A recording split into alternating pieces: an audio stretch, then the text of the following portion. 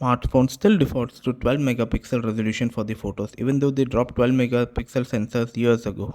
Of course, these days 12 megapixel is the result of pixel binning so that they could target another resolution instead. Apple picked 24 megapixel for its iPhone 15 models, all of which have 48 megapixel main sensors. Now Samsung is considering to do the same, according to leakster Ahmed. Instead of defaulting to 12 megapixel like the outgoing S23 Ultra does, it will output 24 megapixels instead. The S23 Ultra does have a 50 megapixel and 200 megapixel more, but they are rarely used.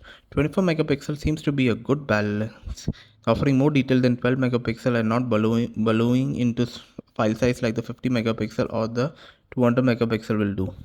The leakster added that the new Galaxy S24 Ultra will debut with a Photo Remaster model. You can see this already in the Galaxy Book 4 laptop, which leverages the new AI hardware to offer quick and simple photo touch-ups. It seems to be a one-tap solution: pick an image and choose portrait, remaster or delete. Another feature mentioned is ND filter. Though it's not an actual ND filter, instead it uses a post-processing simulation of such a filter that runs on raw images. There's already a feature of Expert RAW, though it is under Expert RAW Lab section, so it is experimental.